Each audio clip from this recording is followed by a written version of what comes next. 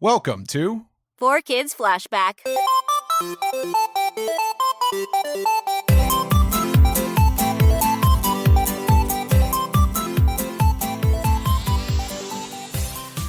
Hello, welcome to 4Kids Flashback Talkback, where we listen to the messages you leave us. I am Tara Sands, joined by my Talkback co-host... Oh, Darren Dunstan. What's up?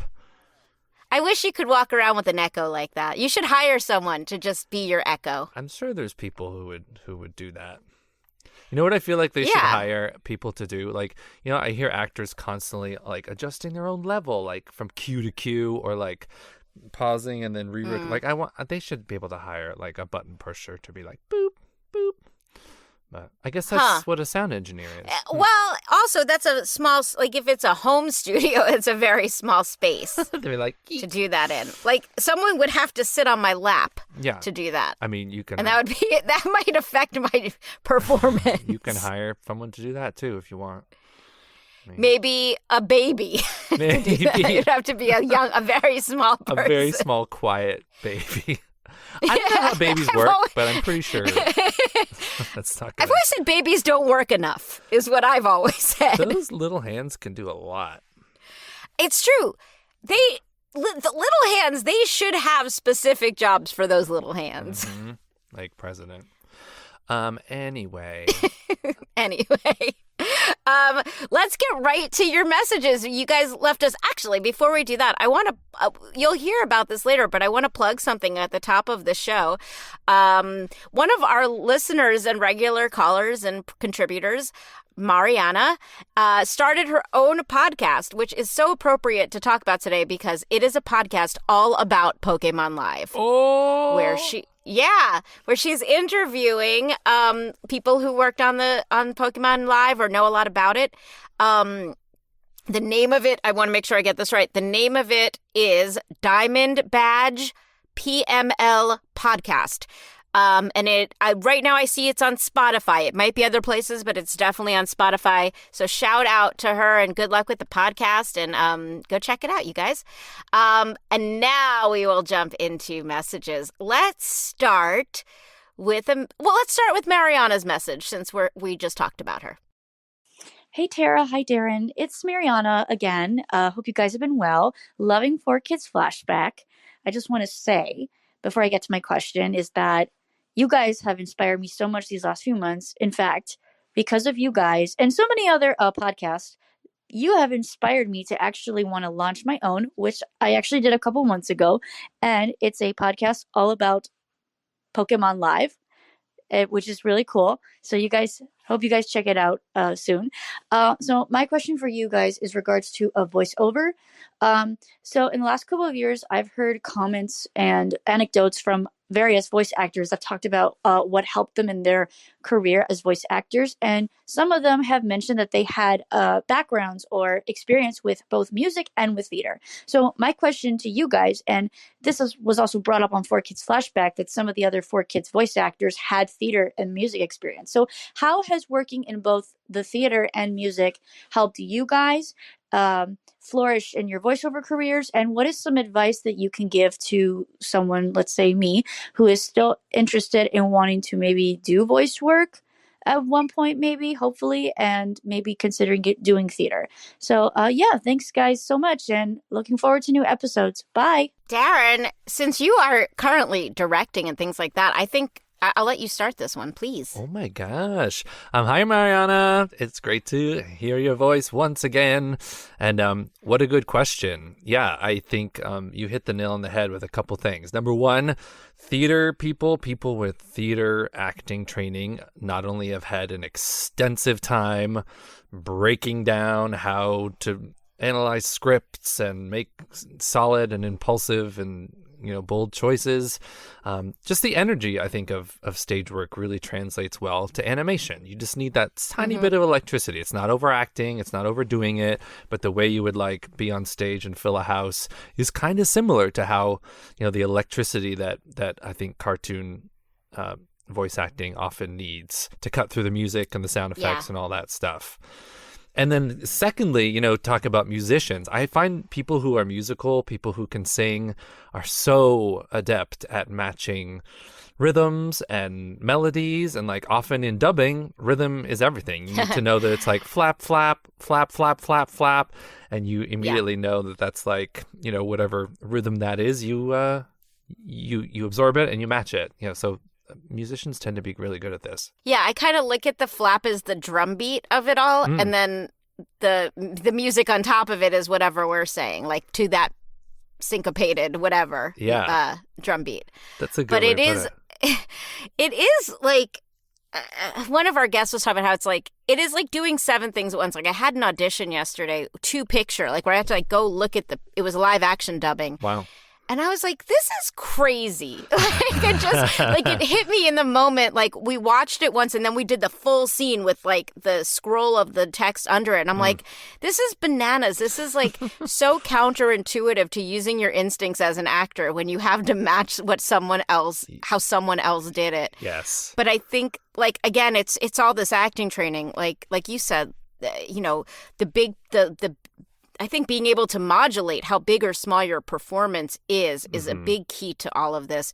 And a lot of us who had like theater training in school, we would go from doing a tiny little theater where it was very intimate and we couldn't over exaggerate. We weren't playing to the back of the house to doing a bigger theater and like suddenly being like, oh gosh, I have to exaggerate my movements to where they don't seem natural because there's 10,000 people in here. Although that's an exaggeration. How many people were there? 10 million. Last little thing, if I think it was like some Uta Hagen thing floating around. It was like a famous acting teacher from way back when, who was talking about like if you were a visual artist, like if you're like you don't just like take out some crayons and all of a sudden you're a Picasso. You would never deign to believe that you're that. You know what I mean? Or like take one piano lesson and decide you're ready for Carnegie Hall. Same thing with acting. It's a journey. It's a process. Some people who you are competing with or working with have been in school for 4-6 years. Like actors aren't born overnight. You maybe have a good instinct towards it, but like you need the training. Yeah. And I always tell people like obviously it's great to study and do all these things, but I know that costs money and I try to help people not spend all their money because this is not for everybody. So if you can try to find like-minded people online who are also interested in this, you can grab scripts for free online, get on a Zoom with a bunch of other people who want to be actors and read scripts together and help each other out. That's free to do. So that's a great place to start. Good call. Yeah. Thanks, Mariana. Good question. Let's go to our next message from somebody named Barrett. Hi, is this the 4Kids program? Yes, this is Garrett Teddy, and I just have a question for Darren Dunstan. What's your favorite type of soup? Okay, thank you. That was friend of the podcast, Barrett Letty, being silly. I love that guy. What's good about Barrett? You can toss any like old Hollywood television reference from 70 years before he was born, and he still gets it. And he can outquote you, and yeah. Well, he's great at voice matching. I just heard him earlier this week on the Howard Stern show doing Gilbert Gottfried. He's does a spot-on Gilbert impression, which is always fun to hear. It went from like I do an impression and everyone found it annoying to it's a job now. He made it Just kidding. But more importantly, what is your favorite soup, Darren? When you honestly, tomato. I just love a tomato soup. Don't put chunks of ham in it or any of that crap. I rice? love a nice tomato rice. Yeah, soup? I'd be into that. Yeah, and I do like maybe like a little like creamy, milkier vibe to it than just water, But yeah, I think you can't beat a tomato soup. It reminds you of your youth. You dip stuff in it. Do you think we lost any listeners when we just went down the soup I don't. The soup train. Is it because I said the wrong kind of like a consomme? What should I? Yes, if you had said chicken noodle, we would still have people listening. Ah, gosh, we should get the Campbell's people on board. We need a sponsor. Our next message, is from Manuel. Hey, 4Kids Flashback. This is Pikachu Master, aka Manuel. And my question is, do you have any memories or stories from the late great Maddie Blaustein?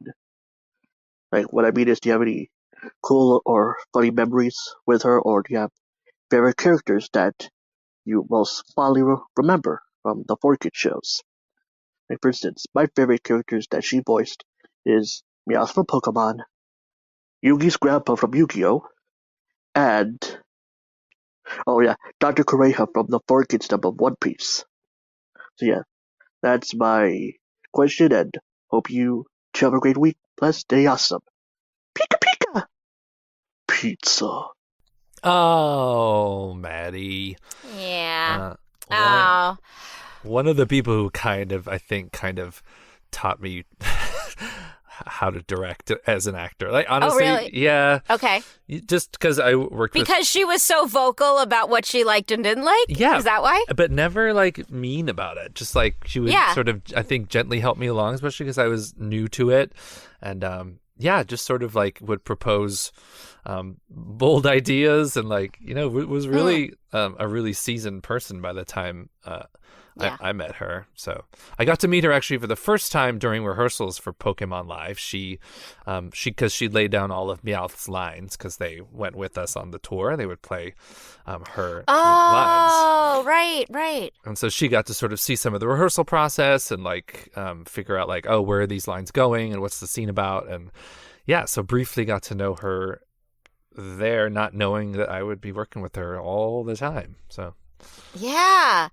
I mean, my memory is just of her being incredibly talented. Obviously, the roles that you named, and hearing that like she was outspoken, and like I just recently went back, like you could find her messages on message boards from years ago, where she would interact with people online, and wow, it was like a blast to read because it was her, Also, like when I met Maddie, she was going by Addie at that time, and I knew two people at that time who were transitioning, which is unusual for that time period. And what at any time, that's a brave thing to do, to be your true self. And just, I feel really grateful that I knew her then, and that, that I did know two people going through that, because it made me so much more aware of what other people's lives were like. Also, as far as roles were concerned, like she really was open to anything. It was sort of, which is in a lot of ways where we are now, where like, you might identify as something, but like,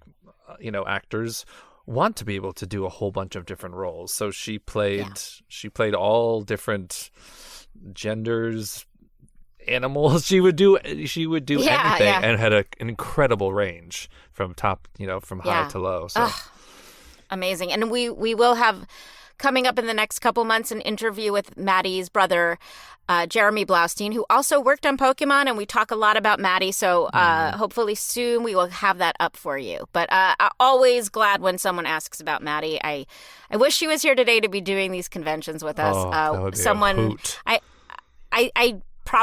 You'll probably hear me talk about this on the podcast, but when we were all together at NostalgiaCon in Texas, I don't know if you know this, Darren. Somebody came up to me. You were there? No, listen. So someone came up to me. I don't know if he wants me to name him. And he said, "Hey, I know you are raising money for charity.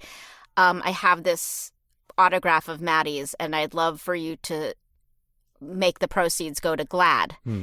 And so we put it on eBay, and all the money raised went to GLAAD. And it was I literally just almost started crying looking at her signature, because it's so unusual to see it. Amazing. And I really wanted to. I almost wanted to bid on it and buy it for myself, but I figured it should go to another home. So what a great way to honor her. Oof, yeah. So thank you for that question. And next we have a message. I have to start saying message from, but I guess it's okay to say call. From someone named Nick. Hey, Tara, this is Nick Brown. I'm calling from good old Southern California. One of my fondest memories of 4Kids is that I remember every morning at 7, I would wake up and enjoy some cereal while watching the latest episode of Pokémon.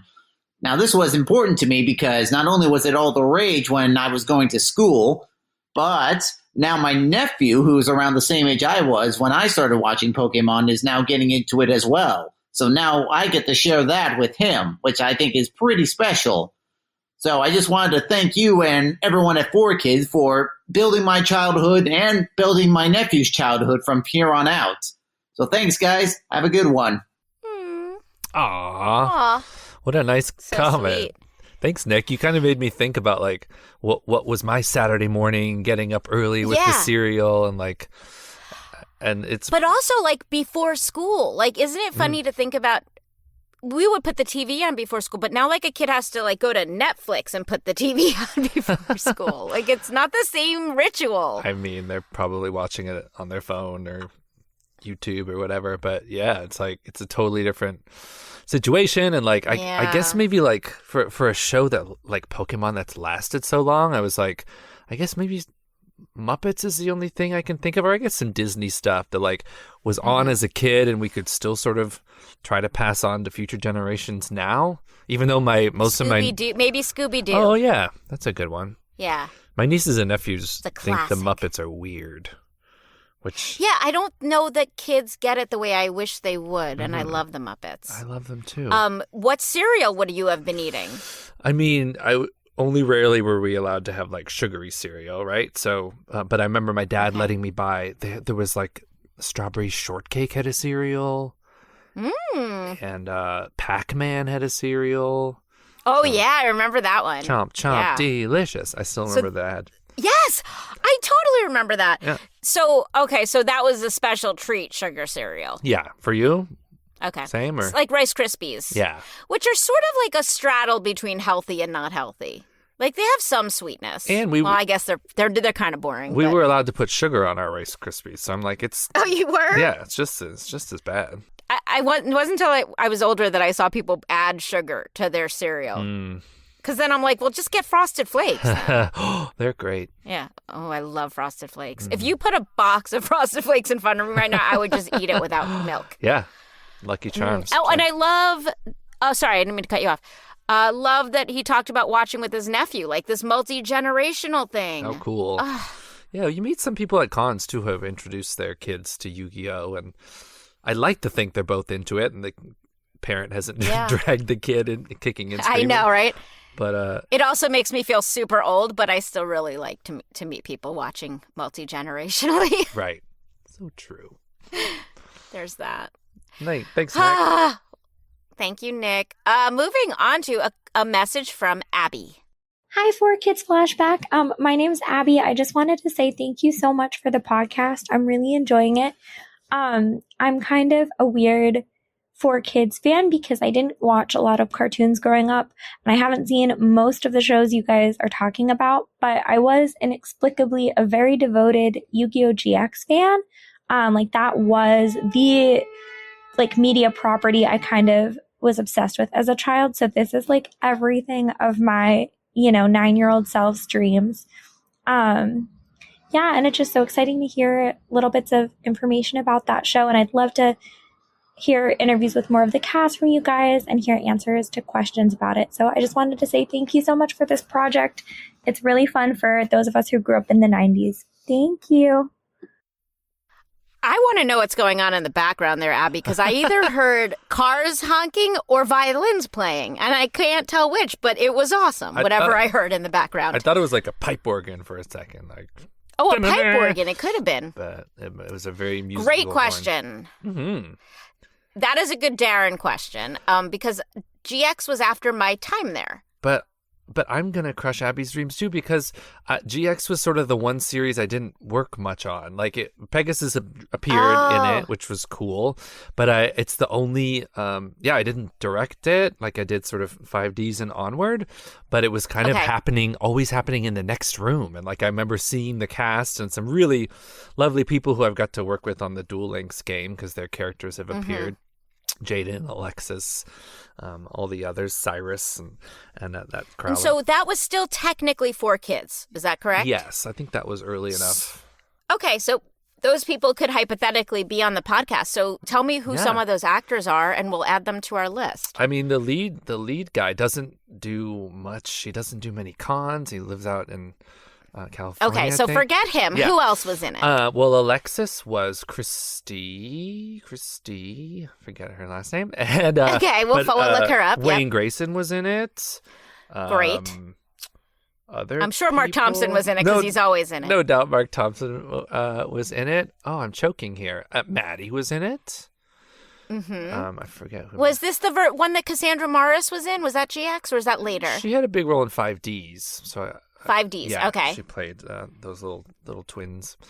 But thank you, Abby, because that's a good note for us to start expanding a little bit, because I'm sure you're not the only fan of that out there. So that will go on our list. Let me look up some names, pass them to Tara, and then it would be great to reach out to them. Yeah, so you don't have to add us with who was in it, because we're gonna do our due diligence. Don't yell at us for not knowing off the top of our heads. Sorry, but thank you so much, Abby. Thank you.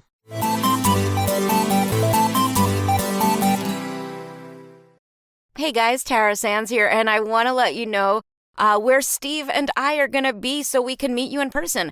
Steve is going to be in Artists Alley. He'll have a table there at Anime NYC, August 23rd to 25th. Make sure you go say hi and get some of his amazing artwork. I will be at the Long Island TCG show July 4th in Bayshore, New York, the London Card Show August 3rd and 4th, and then I'll have some Netherlands dates you can check on Instagram to see where those are going to be.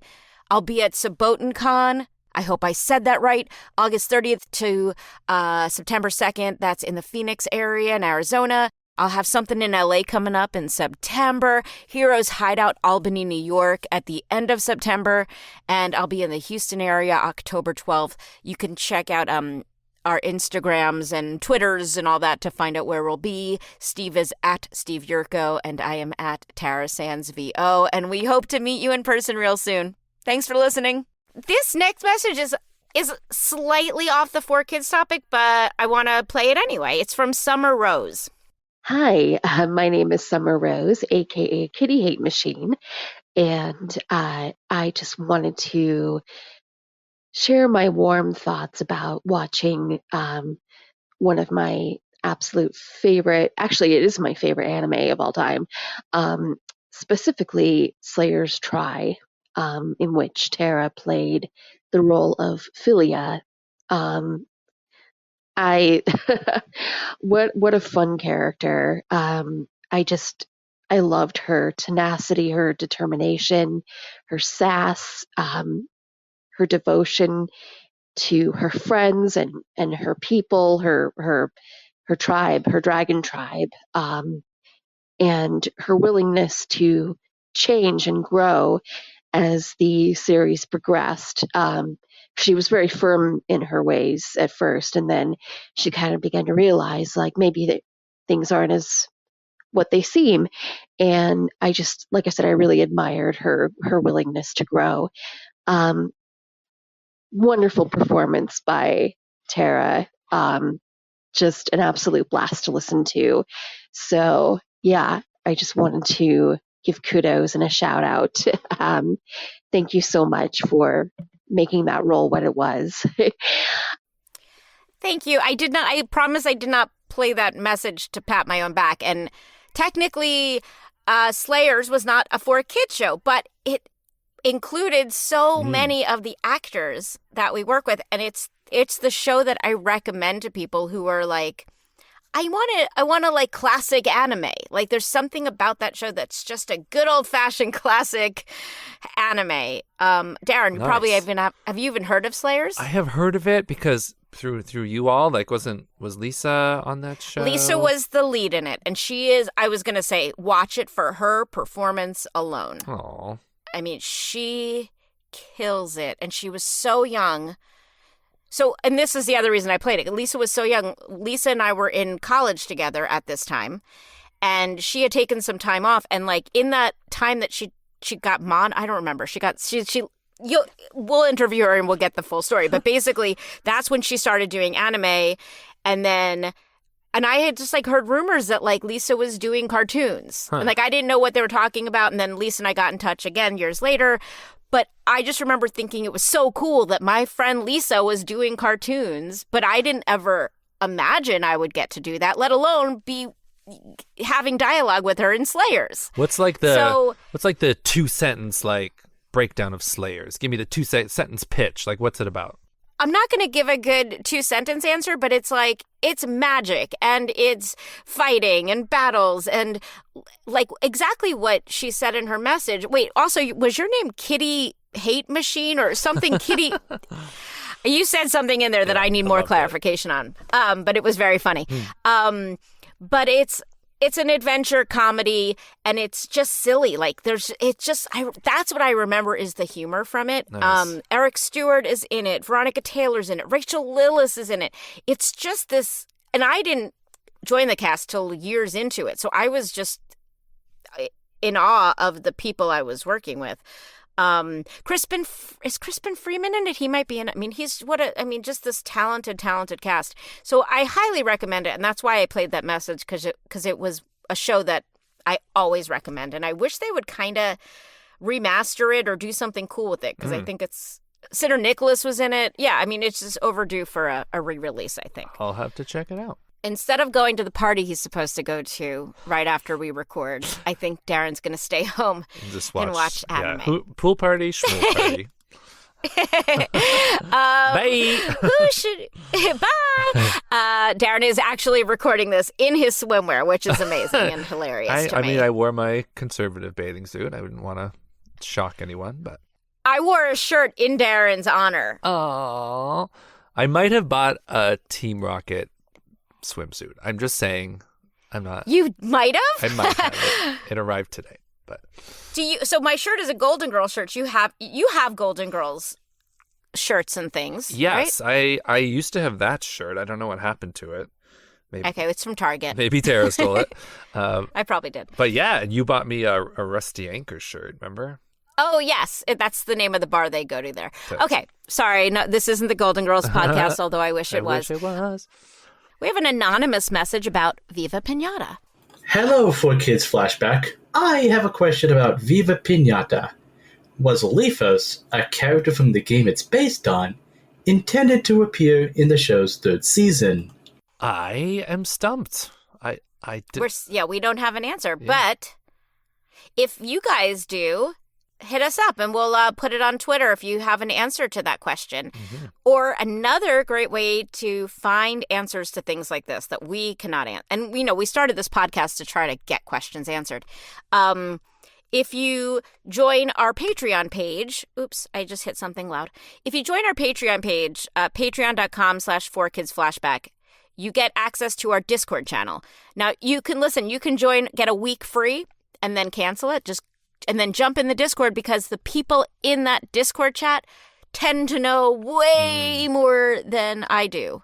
And I love seeing them share information. So I would say try to jump into there and ask them. If they don't know, then it's probably unknowable.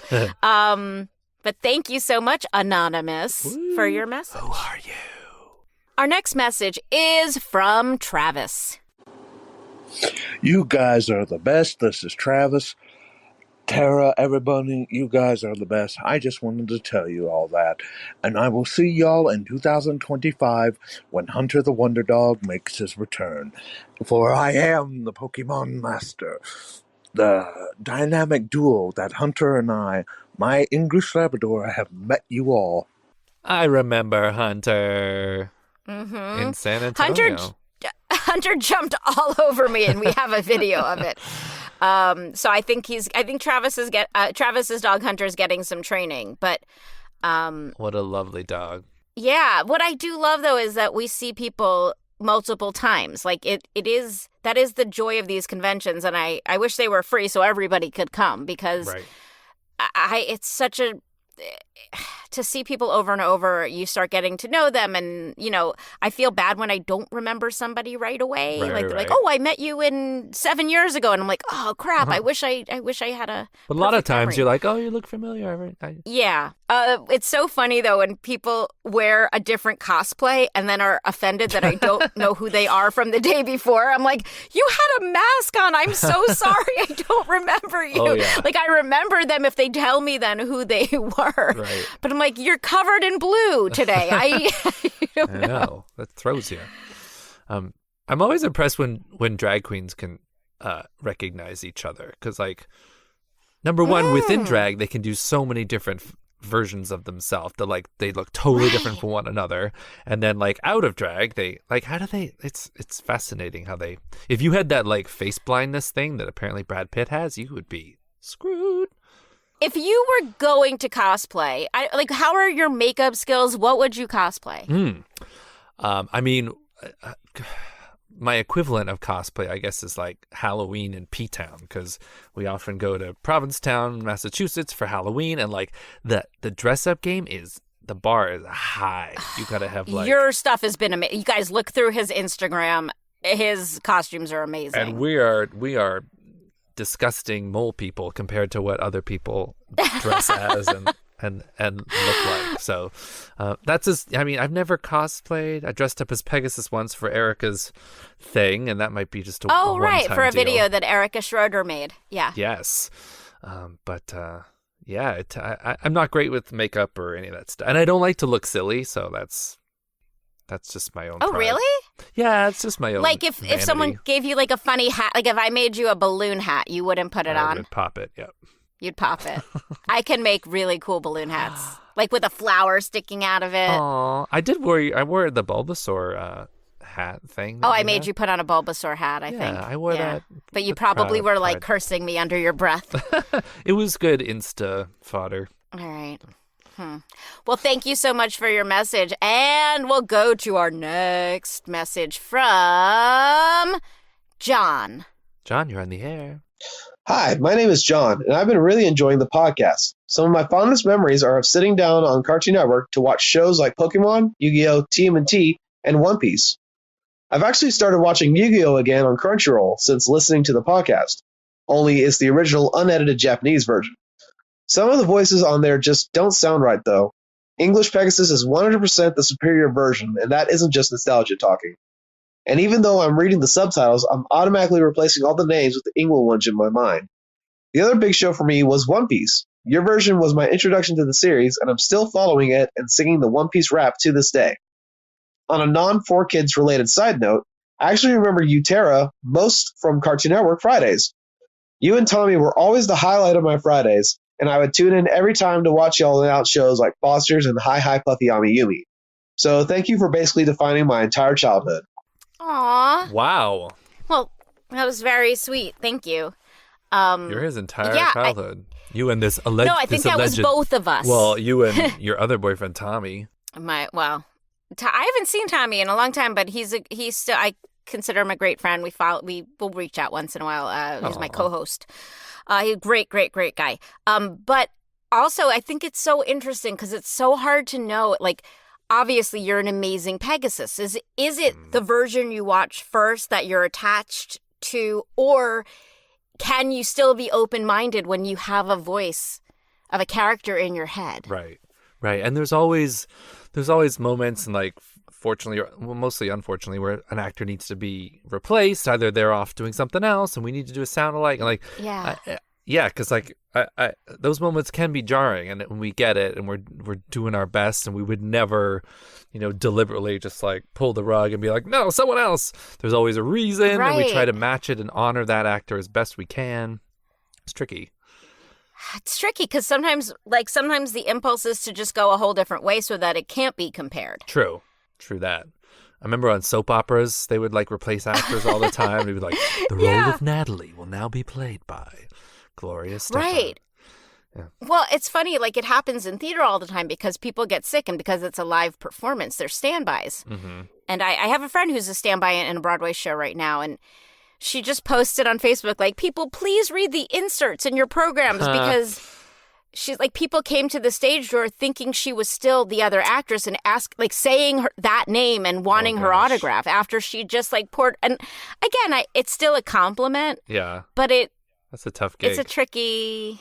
Yeah. That's but thank you. I love that you're rewatching Yu-Gi-Oh! I think we've heard a lot of that from this podcast, people, because it's inspiring them to go back and rewatch stuff, which I love, but it also makes me nervous because I don't know what kind of work I was doing back then. I always felt, too, at 4Kids and Konami and that sort of thing, they always kind of let us blaze our own trail with roles, too. Like with Pegasus, I don't think I ever heard the original. And like with the current shows I work on for them, we don't really consult what the original dub actors did. You know what I mean? We're allowed to sort of form our own roles. And so you don't, when you're playing it down, like when someone's in the booth recording, they don't hear the original when you're doing a playback. Really? See, no. We always do in LA, like the places I work, I hear the original because it helps with the lip flap to hear the pacing for me. So what are they hearing then? They're just hearing silence. They're just seeing the mouth flap? Uh-huh. Yeah, I want them to totally, invent it from scratch. The only time that I'll consult is if there's something really weird, like especially with the react. There's like, what is that? And so I might listen, and then we might or might not, be similar to what the Japanese. Right. It's so interesting. I have such mixed feelings about this because often the original Japanese cast gets to interact with the creators and the writers. And I always wonder if they know something I don't know. And if I should honor something from their performance because they are clued in more than I am. I mean, that's the director and producer's job too. Like and that happens where you're like, 12 episodes from now, you're going to turn into the villain. You know what I mean? We know that in advance. Right. And like, I would definitely pass that information on. And sometimes we do, but sometimes it's a simuldub. Oh gosh. That's the tricky part. Yeah. Like we're not getting episodes. Like luckily sometimes I can look up the wiki and find out. Yeah. Yeah. You want the actors to have as much info as possible, but I also want them to feel like ownership and that they don't have to match anything. Yeah. It's a slippery slope. Yeah, I definitely. I mean, sometimes recently I've gotten a lot of auditions where they've said we want tonally for it to sound like the original actor. Yeah. Like do it, do your interpretation, but like tonally, like, if it's mid voice, low voice, high voice, and they do want us to honor it. So in that case, I am definitely listening, but it's weird. It's a tricky game because you want ownership over it, and then your audition is just going to sound. You worry it's going to sound like everyone else's. Well, that's true, right? So, it's like if everyone's going for the same specific sound-alike thing, yeah, it's bound to be similar. And then is the strategy to do it differently, just to stand out? Tricky. I don't know. Auditions are tricky. Auditions are tricky. But going to our next message is not tricky. We have some questions for Darren from someone named Andrew. Hi, my name is Andrew, and I'm from Minnesota. I had a couple questions for Darian, but I apologize if he can't answer them due to NDAs, contracts, and if I'm wasting his precious time, I apologize. The first question I had was, he mentioned starting the Yu-Gi-Oh! Go Rush dub, and my question is, will the theme song have singing in it? The previous couple Yu-Gi-Oh! Series dubs haven't, and so Yu-Gi-Oh! Has a great history of singing theme songs, so I'm curious if the new series will have a singing theme song. Second question I have is, I wanted to learn more about, he mentioned in previous podcasts something about Konami here in the West communicating more with the Yu-Gi-Oh! Anime in Japan, and as they were also talking about edits. So my question kind of is, can you clarify more? Is the West influencing what's the Yu-Gi-Oh! Anime overall, and they can't mention certain topics, they can't character designs, they can't have any fan service or anything like that. They can't mention blood or death or anything, and I'm just worried as well as how that will influence not just the current show but future shows as well. So but I might be overreacting, so I just need some clarification on that. If you can't discuss any of that, I understand. Thank you so much for your time, and I hope you have a great day. Wow, excellent So, questions. yeah. I don't know what you are allowed to talk about. I guess the first part, in case you've forgotten, was about a theme song question, but I don't know if you have information about that. I am not being quiet. I don't know what the Go Rush theme song is going to be. I've obviously heard the original one, and we always make a new one, but it's usually, for me at least, it's one of the last pieces of the puzzle. I often don't hear it until like the very end of the process. Maybe, who knows, maybe it's already written and I just, we haven't put everything together yet, but so TBD. I don't know who wrote it, or I know the wonderful music team that we have there, but and often they write. Was that a difference back in the day because we were like down the hall from the music department? Were you involved more, or just did someone say, "Hey, Darren, check out what we're working on," or did that not happen then either? I don't think I heard many theme songs, honestly, until they aired. Okay. Because okay. I remember like Kirby coming on and me being like, that's a bop. I love that song. And like, yeah, I'd never heard it in advance. Yes, the music people were down the hall and like it would have been cool to sit in with them, but often we were just too busy directing and acting and our own stuff that we had to sort of put our head down.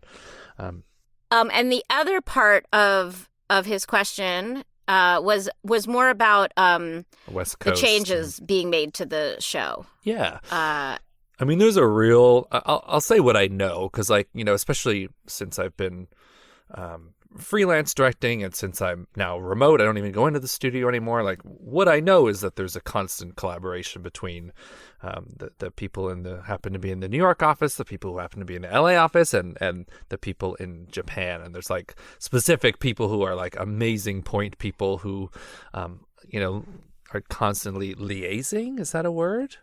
Sure. I think I love it. Yeah, it's mostly vowels. And like providing us with essential information on like what the show's about and where the show's going. Like we're constantly doing that. I know that that standards and practices are different from country to country, and that there's it's always been that way, where like there's certain things that we comply with for where we're going to be airing. I was going to say the network we're airing the show, but the network or streaming service or whatever.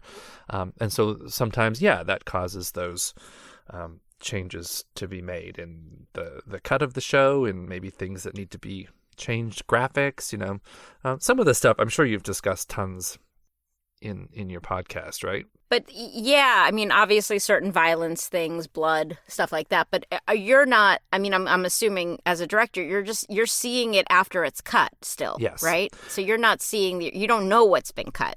Right. I often don't know that like, oh, we made an edit there, or like we moved that shot over here, or when I do catch little like glimpses of like, oh, you changed, like I find it fascinating just because it's always in the effort to make the show better, or appropriate. Yeah. Right. Or usable, airable. I mean, honestly, it goes back to this whole question of like, well, would you rather not ever be able to see it? Yeah. Or would you rather see it edited? Right. Right. Yeah. I mean, I wonder too, like if today those uncut DVDs would do well, like if they did them of the current Yu-Gi-Oh shows, or if Japan started understanding what the other countries' standards were and making the shows more appropriate, so less edits would have to be done. Yeah, that's an interesting point. I'm really not sure whether that's they're conscious of that or want to do their own thing, or I'm not sure like how. I know with Pokemon, someone we interviewed said they did start adapting, like the signage was having to be changed so much that like they did start making the shows so that less edits would have to be made. I don't know if that's the case with Yu-Gi-Oh as well. That makes good sense. I mean, it's less work, it's less money just to like make it universal. But I'm not sure if we do or not. Yeah, good question. Thank you so much for asking it.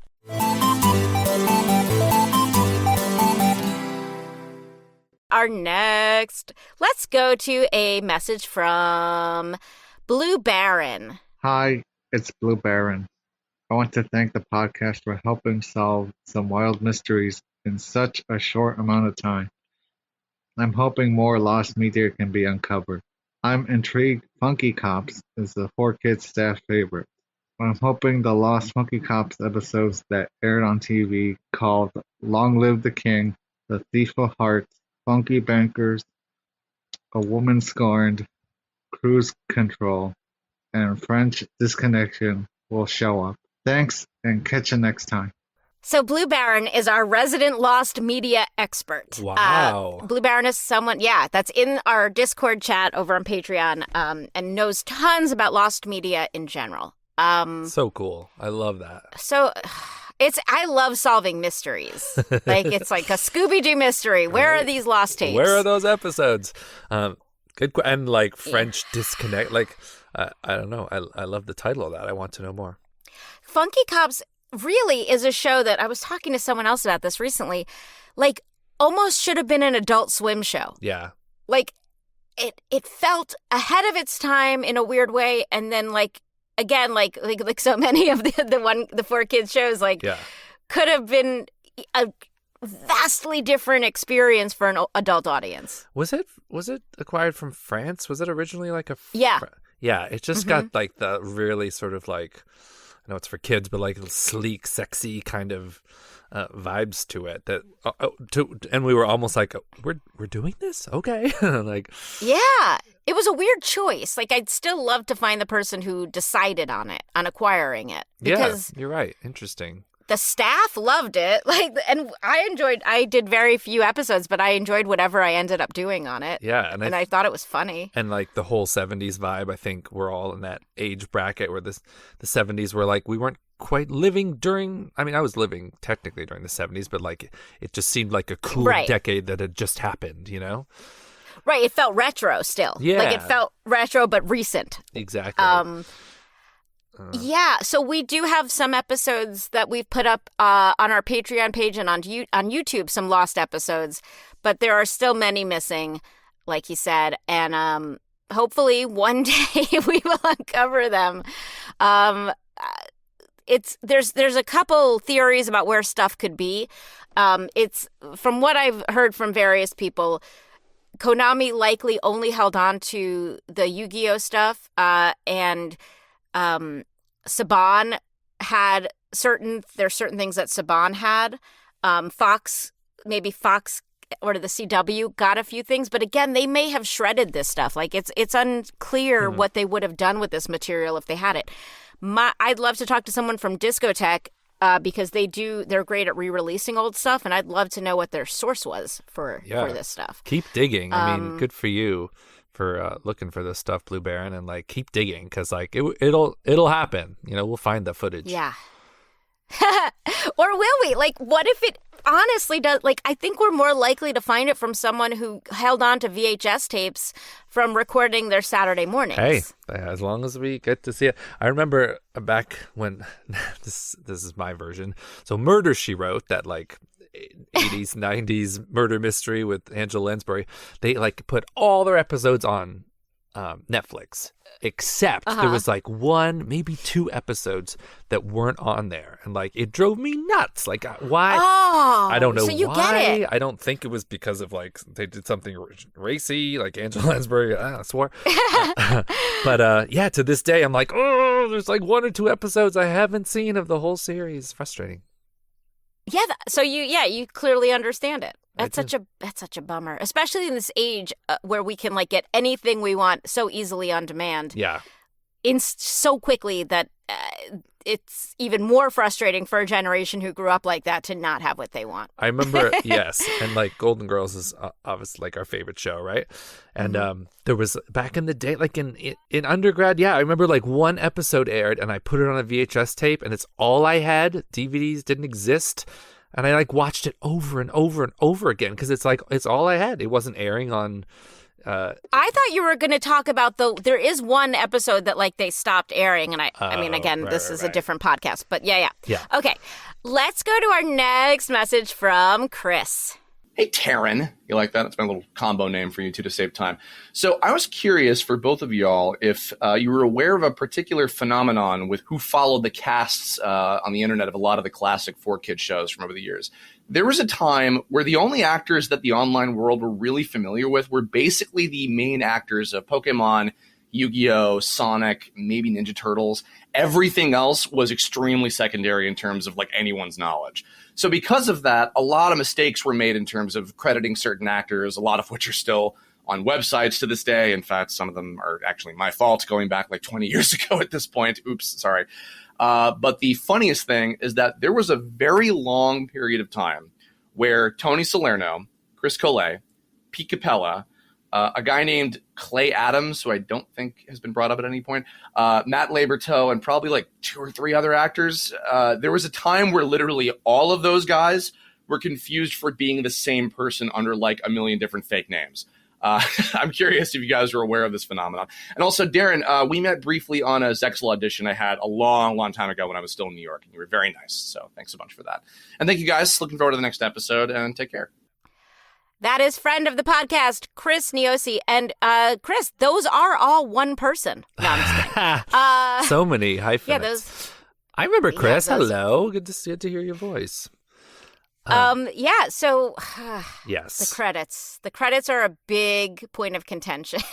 Yes. I mean, maybe should we have kept better files? Maybe, but I think a lot of internet misinformation just helped things spiral out of control. And personal experience, sometimes it's even hard to like correct. Like I've reached out to places and been like, listen, I really did not play Xander on Dinosaur King. And people are like, no, you did. And I'm like, no, I would love to take the credit for that because it was a great performance. But like, not me. Yeah. No, it just. Well, IMDb makes it harder to remove things than put them up, which it sort of feels like it should. That doesn't seem like the right way to do things. Right. But yeah. And I don't want to steal anyone's thunder, and like I don't want anyone coming to me and being like, "Why are you saying you played?" I'm like, I'm not. Right.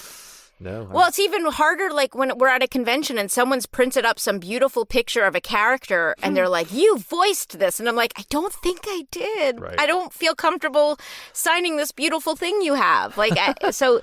It's just, it makes things awkward for everyone. But I think with 4Kids specifically, because there were so many pseudonyms used and because they didn't credit people individually and just put the names of the cast in a list, it's an even more complicated thing to figure out. Yes. And I'm sure there were some replacing along the way, like, oh, this actor's on a tour, we'll have this actor take over the part. Like, I'm sure a little of that happened, but not to the extent Chris is talking about, where like Chris, Tony, and everyone. Where someone had 17 one person had 17 Must names. Have been a tough role. But like, one of our Discord army, who I keep talking about, there's a section just for figuring out certain voice actors. There's still a bunch of voice clips up there we haven't identified. Nice. We keep a running list of what has been updated.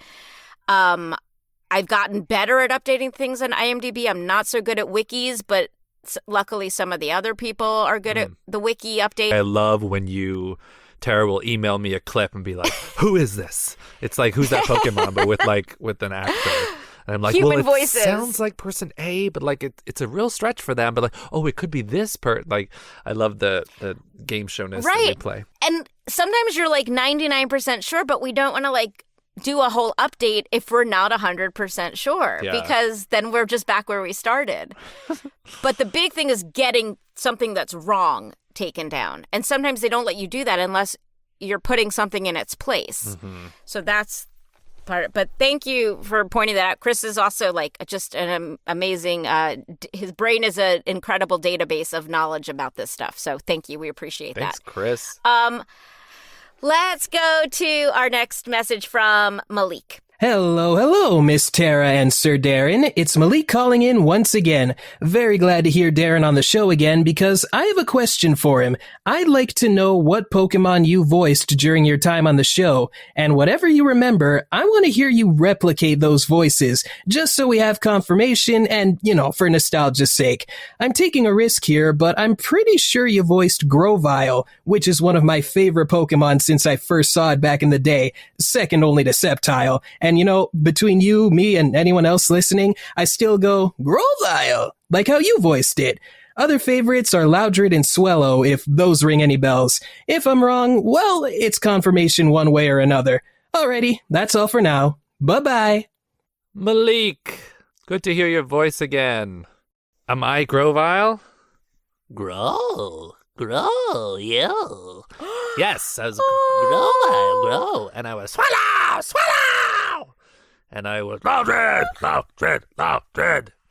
and I was much, and Blaziken, and I forget what some of the other ones sound like. Bayonet, I think I was, but I don't remember how that goes. Oh, that was so much fun. I got to play a lot of Pokemon. Yeah, it was a hoot and a holler. You're always hooting and hollering. Well, thank you, Malik. We're gonna go through these next ones pretty quickly because Darren has a party to go to. Let's listen to Oh my God. Asi. Every time you come back to me, sorry. I'll be wearing like swim goggles, and then I'll have like a snorkel coming out of my mouth, and then I'll have my shirt on. Oh, I would love that. I would love that. Keep my shirt on. I'm avoiding finishing this recording because I have to pack and I don't want to pack. So where are you going? You're in a rush. Texas. I feel like I'm always going to Texas for conventions. There's a lot of conventions there. Okay, our next message is from Osi. Hello, my name is Osi from New Jersey. The reminiscent memory of 4Kids in the 2000s are the sun and moon of my life. Every after the immediate intermediate to high school weekdays, and getting up most Saturday mornings to catch the shows, especially the iconic video games we all know and love, like Sonic X and Kirby Right Back At You. Those are loads of memorable characters, voices, events, and of course comedy, which I currently rewatch reruns on internet frequently on nowadays, for old good time's sake. Pokemon, especially like Kanto to Hoenn sagas in those early days, are of course an eternal all-around core that I think that I even recall them playing Mewtwo Strikes Back via the CW channel.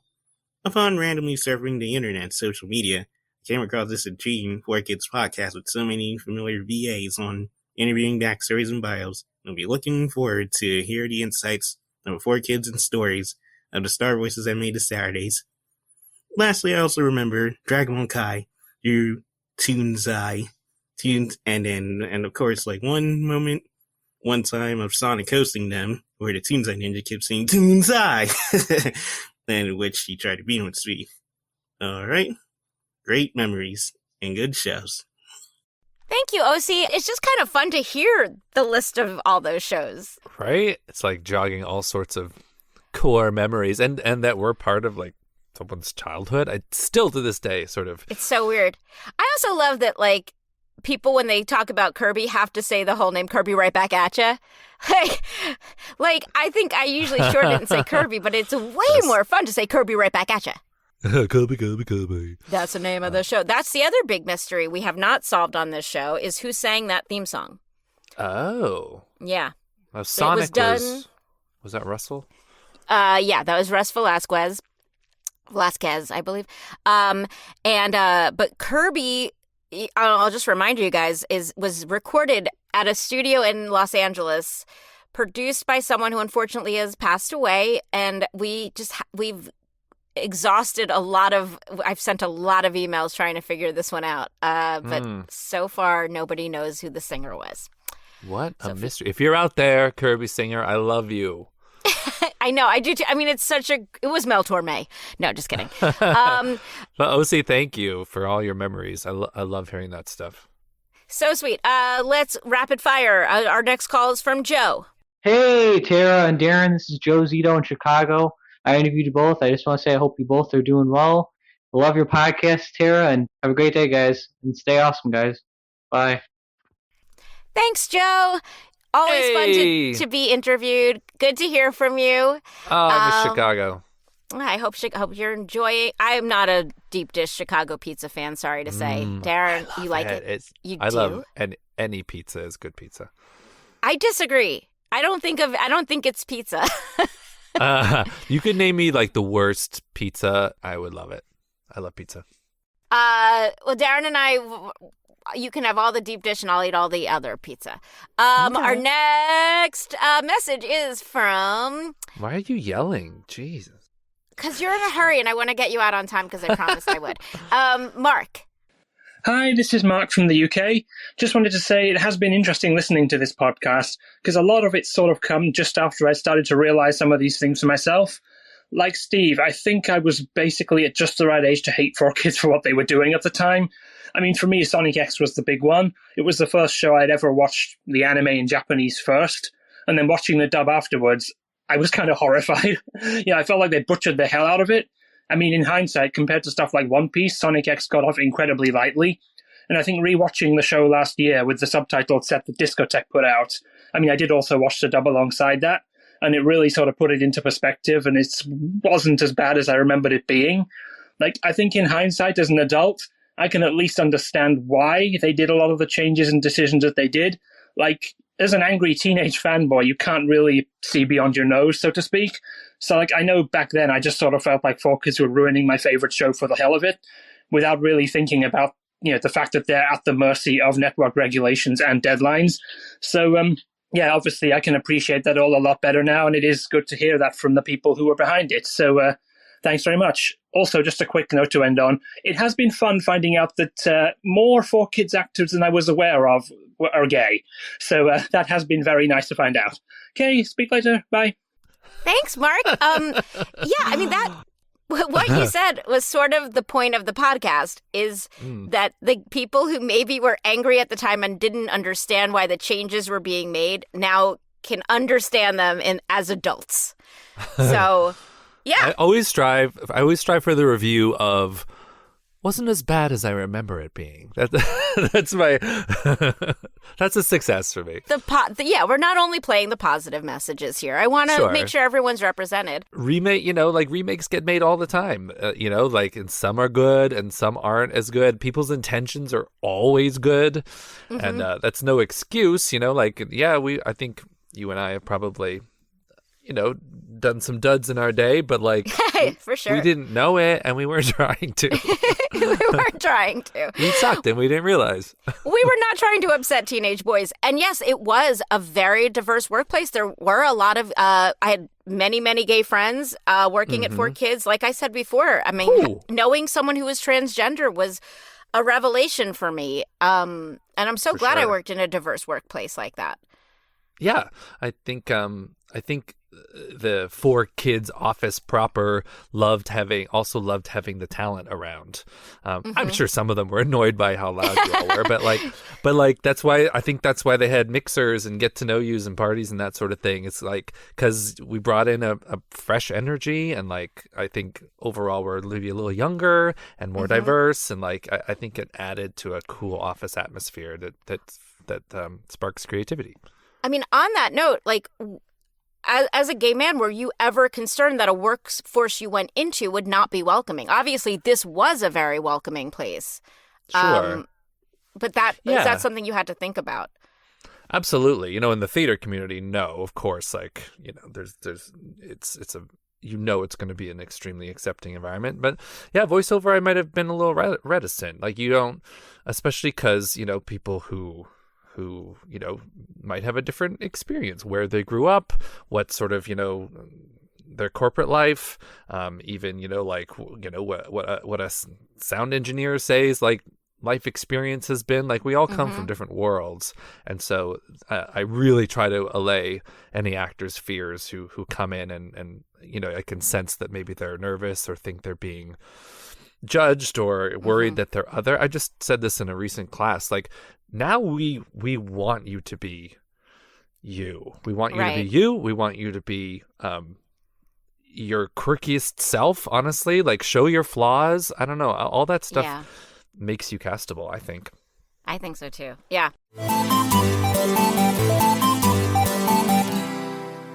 All right, we have 2 more messages we're going to fly through real quick. We have Dan, who has a Yu-Gi-Oh question. Hey again, 4Kids Flashback. This is Dan from Hudson Valley. Just wanted to call and first off say how wonderful it's been getting to hear all the behind-the-scenes stories, the experiences you all had back in those days. It's been really wonderful hearing how positive and how much a lot of these shows meant to you as well, not just us viewers. So something I wanted to ask is, I know that a lot of time in the show we talk about the original generation of Yu-Gi-Oh! I know that the original generation of Yu-Gi-Oh! Means so much to so many, and its impact cannot be understated. I'm also a longtime Yu-Gi-Oh fan, so I'm curious about what the culture was like, or how was working on the other generations of Yu-Gi-Oh, for example, GX or my favorite 5Ds. How was that experience working on those era of the show? Was it a different culture in terms of like the material, how the actors worked? Did we kind of find a groove? Were there any notable stories from that era? Solely curious. I feel like the original era gets a lot of attention for good reason. It's super popular. But I would love to hear a little bit about the other eras of Yu-Gi-Oh! So, solely curious. And Darren, it was great meeting you the other day. I hope you guys have a wonderful time, and thank you again for everything. Dan, I remember you. Hudson Valley is where it is. Woo woo. No, there's nothing out there. Squirrels, birds. Yeah. So what were the differences? Yeah, between the shows. Yeah, and like I'm still in that world. I started directing. I worked on the original Yu-Gi-Oh! Appeared briefly in GX. Started directing about halfway through 5Ds. Someone else directed, I think, the first half of the series. And then I've directed Zexal and Arc 5 and Vrains and Sevens. And now we're working on Go Rush. It's like, and like, imagine like at least 150 episodes per series. It's been, there's a lot of Yu-Gi-Oh! Been in my life. I would guess that the biggest difference is technology. Like, the ability to record remotely, even maybe the speed with which things are turned. I'm asking because I don't know. I mean, he wants to kind of know maybe the workflow differences, the differences in acting, like stylistically, are the seasons different from each other? Both, yeah, for sure. I mean, I think my goal has definitely been to make, the acting as natural as possible, and like, I know it tends to be sometimes an elevated type of show with all the dueling and like sparkly things, and it can easily get out of control and be just big, loud. So my goal has always been to try to find those counter moments, where we can be subtle, where we can play a scene like conversing like normal people, or how you would do it on stage, or how you would do it in a prelay show, where the animation doesn't come first. And then, so hopefully to improve the art form as we go along, to make reacts more subtle, so we're not always just doing every 5 seconds. And then you're right, the technology, like, I think we've gotten more and more adept at our jobs. Me, the sound people we've all been working together for 20 years. My producer, same, 20 years together. So like you get a really quick lingo going and pace and format, and then since COVID, we pivoted again. In the middle of recording Yu-Gi-Oh! Vrains is when COVID happened, and so but within 2 weeks, I think people had their home set up, and we just picked right up where we left off, and with a brand new scary world. Do you have a favorite arc? A favorite season? I know I don't always love to ask those questions, but I need to know. Yeah. I love them for different reasons, and I'm not just saying that. So it's often about the actors. Mike Licio, who was the lead in Arc 5, was just such a dynamic, amazing person to work with. Vrains had a lot of heavy elements that that lead actor Jake just handled so well. What an actor's actor. Sevens is where things really lightened up a bit, and Vrains was so dark that it was let's do something happy, and I don't know that I've been that happy during the run of a show, just because there's a lot more humor. And then Go Rush is same thing. We've carried on the sort of. I worked with someone. I'm talking a lot. I worked with an actor today. I won't say who. I worked with an actor today from the original series on this show, and they were like, "This show is so funny now," and I'm like, "Yes, it's it's lighter. It's got a wry sensibility. They really noticed, and it kind of made my day that we're doing something kind of different now, but I love it. Ooh, I want to audition. We're going to end with this message from Eric. Yayo, I will tell you why I picked this for the last message after. This is Eric from Rancho Palos Verdes, California, and I'm one of the few people who prefers a 4Kids dub theme song for One Piece over the original Japanese version, which I feel like is overplayed. So props to Sean Conrad for coming back and re-recording a song, just this time referencing more of the current Straw Hat crew. So, yes, we were just with Sean Conrad not so long ago and got to see him perform the One Piece rap live.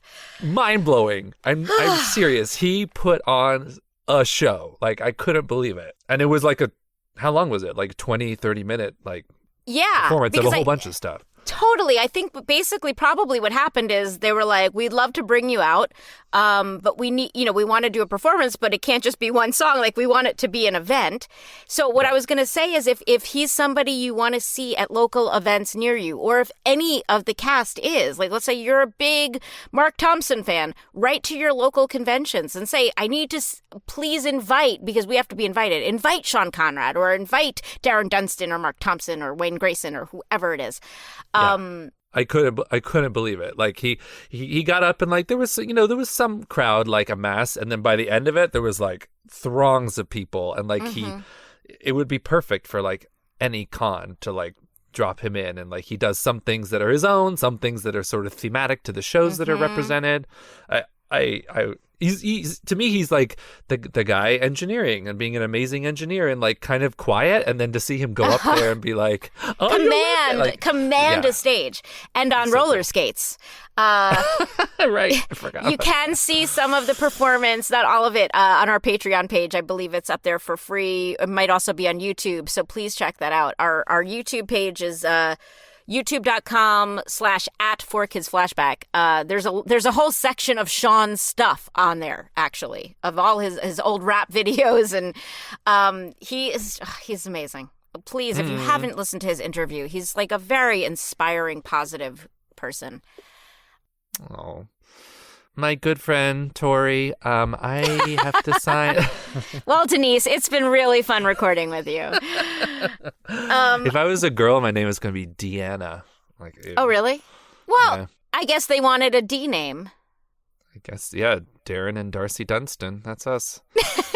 Me and my sis.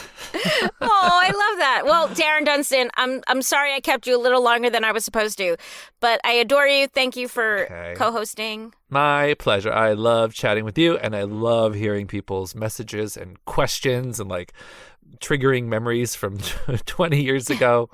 But incredible. Thank you for being a friend, because we traveled down the road and back again.